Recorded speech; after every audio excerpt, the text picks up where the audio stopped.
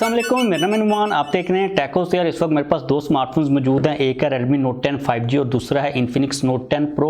आज की इस वीडियो के अंदर हम लोग इन दो स्मार्टफोन्स के दरमियान में कंपैरिजन बिल्कुल भी नहीं करेंगे, बल्कि हम लोग इन दो स्मार्टफोन्स के अंदर प्रोवाइड किए गए प्रोसेसर्स के बारे में बात करेंगे कि कौन सा प्रोसेसर दूसरे से बेटर है और दोनों स्मार्टफोन्स के प्रोसेसर्स के दरमियान में हमें क्या मेनली तौर पर डिफरेंस देखने को मिल रहे होते हैं। लेकिन अगर आप लोग चैनल के ऊपर नए वीडियो को पहली दफ़ा देख रहे हैं, चैनल को सब्सक्राइब नहीं किया हो तो सबसे पहले चैनल को सब्सक्राइब कर लें। अब ये जो Redmi Note 10 5G है, इसके अंदर हमें जो प्रोसेसर प्रोवाइड किया गया है वो Mediatek का Dimensity 700 प्रोसेसर है और Infinix Note 10 Pro के अंदर हमें जो प्रोसेसर मिल रहा है वो भी Mediatek का ही है, लेकिन वो G95 प्रोसेसर है।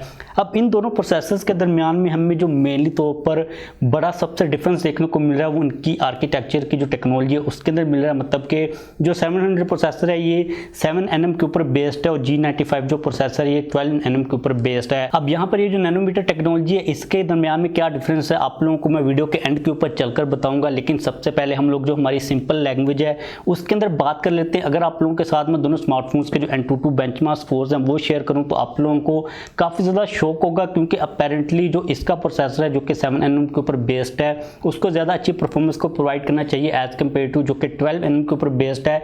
लेकिन इसके अंदर जो Antutu की एप्लीकेशन थी मेरे से वो चल ही नहीं रही थी। मैंने जो 3D एप्लीकेशन होती है जो नॉर्मल होती है उसको डाउनलोड किया हुआ था, लेकिन ये मुझे बार बार कह रहा था कि भाई जो 3D एप्लीकेशन उसको डाउनलोड करो। लेकिन मैंने वेबसाइट्स के ऊपर इसके जो स्कोर्स है उनको देखा है, इसके अंदर आप लोगों का तकरीबन 2.5 लाख के करीब स्कोर देखने को मिलता है और इसके अंदर तो मैंने चेक किया आपको 3,50,000 से अबव का स्कोर देखने को मिल जाता है। अब अपेरेंटली तो इसके अंदर हमें स्कोर ज़्यादा मिलना चाहिए, लेकिन होल्ड करें ज़रा सा, आप लोगों को मैं एक्सप्लेन करता हूँ। फर्स्ट ऑफ ऑल तो इसके अंदर हमें जो रैम मिल रही है वो 8GB की रैम है और ये वाला जो वेरिएंट है ये 4GB रैम वाला मेरे पास मौजूद है। इसके अलावा दोनों प्रोसेसर्स के अंदर जो GPUs मौजूद हैं उनके अंदर भी काफ़ी ज़्यादा डिफरेंस देखने को मिलता है। जो Infinix Note 10 Pro है इसके अंदर जो GPU लगा हुआ है वो ज़्यादा स्ट्रॉन्ग है as compare to Redmi Note 10 5G। अगर हम Note 10 5G की बात करते हैं तो उसके अंदर हमें जो GPU मिलता है वो Mali G57 MC2 का GPU है, जबकि Note 10 Pro के अंदर हमें Mali G57 MC4 का GPU देखने को मिल जाता है। तो इस वजह से जो Note 10 Pro के Antutu के स्कोर्स हैं वो ज़्यादा हैं। लेकिन ये जो मामला है ना ये इतना कोई ज़्यादा इजी नहीं है आप लोगों के लिए अंडरस्टैंड करना। आप लोगों को सबसे पहले मैं गेमिंग की परफॉर्मेंस के बारे में भी बता देता हूँ। दोनों के अंदर आप लोगों को जो PUBG के ग्राफिक्स मिलते हैं वो एग्जैक्टली तौर पर सेम मिलते हैं। आप लोग दोनों के अंदर स्मूथ ग्राफिक्स के साथ अल्ट्रा फ्रेम रेट के ऊपर, बैलेंस के साथ भी अल्ट्रा और HD ग्राफिक्स के साथ हाई फ्रेम रेट के ऊपर PUBG को प्ले कर सकते हो और दोनों के अंदर मैंने PUBG को प्ले किया है। जो परफॉर्मेंस मिलती है दोनों के अंदर सेम ही मिल जाती है, मतलब कि जो फ्रेम ड्रॉप होते हैं दोनों के अंदर इक्वली ही हो रहे हैं। तकरीबन आप लोगों को 40 FPS के अराउंड जो गेम प्ले वो देखने को मिल जाता है, क्योंकि दोनों के दोनों डिस्प्ले के अंदर हमें 90 हर्ट्ज का रिफ्रेश रेट भी प्रोवाइड किया गया है। अब ये तो वो सारी चीज़ें हैं जो कि सिंपल थी, आप लोगों को इजीली समझ आ गई होंगी। अब आप लोगों के माइंड के अंदर में भी ये चीज़ चल रही हो कि इसके अंदर जो प्रोसेसर है उसकी जो टेक्नोलॉजी है वो ज़्यादा अच्छी है। अब आप लोगों को मैं यहाँ पर थोड़ा सा ना डिफरेंस समझा देता हूँ। जो 7nm वाले प्रोसेसर होते हैं और 12nm वाले जो प्रोसेसर हैं उनके दरमियान में क्या डिफरेंस है। अब ये जो nm होता है ना बेसिकली नैनोमीटर, ये एक डिस्टेंस होता है जो ट्रांजिस्टर लगे होते हैं प्रोसेसर के अंदर। मतलब कि इन शॉर्ट इसका जो प्रोसेसर है वो ज़्यादा लेटेस्ट टेक्नोलॉजी के साथ आता है। इसके अंदर जो ट्रांजिस्टर वगैरह लगे हैं वो ज़्यादा लगे हुए हैं, इसलिए इसकी जो पावर होनी चाहिए वो ज़्यादा होनी चाहिए इसके कंपैरेटिवली, क्योंकि इसके अंदर जो हमें टेक्नोलॉजी मिलती है प्रोसेसर की वो काफ़ी ज़्यादा पुरानी मिलती है। इस वक्त अगर हम लोग देखते हैं ना तो आईफोन के अंदर iPhone 12 Pro जो सीरीज़ है पूरी 12 सीरीज़, उसके अलावा जो S21 सीरीज़ है उसके अंदर हमें जो प्रोसेसर मिल रहे हैं वो 5nm वाले मिल रहे हैं। मतलब कि जो टेक्नोलॉजी चलती है वो 12 से एडवांस होकर 7 के ऊपर आती है, 7 से एडवांस होकर 5 के ऊपर आती है। और ये चीज़ कही जा रही है कि 7 के बाद अब जो 3nm वाले प्रोसेसर है वो हमें देखने को मिल जाएंगे। अब यहाँ पर आप लोगों को एक्चुअल में बताता हूँ कि इनकी जो हमें परफॉर्मेंस मिलती है वो सेम क्यों मिलती है।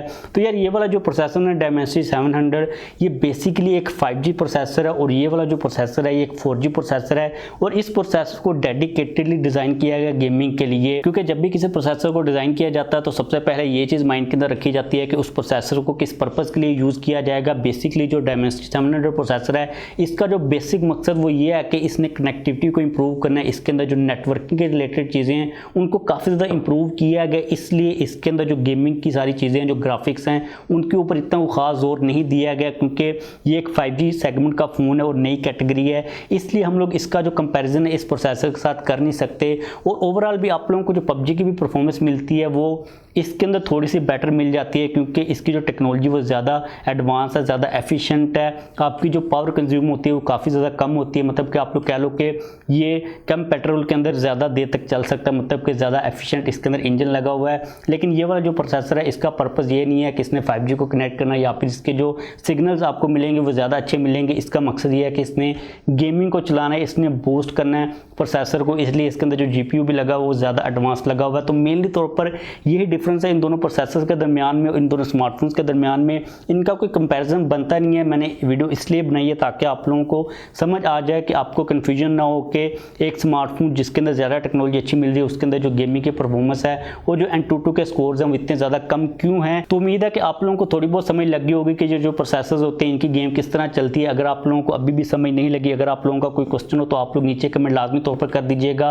अगर ज़रूरत पड़ी तो हम लोग इस टॉपिक के ऊपर एक मज़ीद डेडिकेटेड वीडियो भी कर लेंगे, ताकि आप लोगों को जो सारी की सारी चीज़ें वो क्लियर हो जाएँ। फ्यूचर के अंदर हमें मार्केट के अंदर जो 5G स्मार्टफोन्स हैं और जो 5G प्रोसेसर्स हैं वो काफ़ी ज़्यादा देखने को मिलेंगे, ताकि आपको नेक्स्ट टाइम कोई भी स्मार्टफोन चूज़ करने के अंदर कोई इशू ना हो कि आप लोगों ने किस स्मार्टफोन की तरफ जाना, आपका जो माइंड है वो टोटली तौर पर क्लियर हो। तो बस इस वीडियो को खत्म करते हैं, जाने से पहले आप लोग लाजमी तौर पर फीडबैक दीजिएगा कि ये वाली वीडियो आप लोगों के लिए हेल्पफुल साबित हुई है या फिर नहीं हुई। अगर आप लोग नेक्स्ट टाइम इस किस्म की वीडियोस के अंदर इंप्रूवमेंट के रिलेटेड कोई सजेशन देना चाहते हो तो आप लोग वो भी दे सकते हो। चैनल के ऊपर नया, चैनल को सब्सक्राइब नहीं किया हो तो वीडियो को लाइक करके बाद में चैनल को सब्सक्राइब करके ही जाइएगा।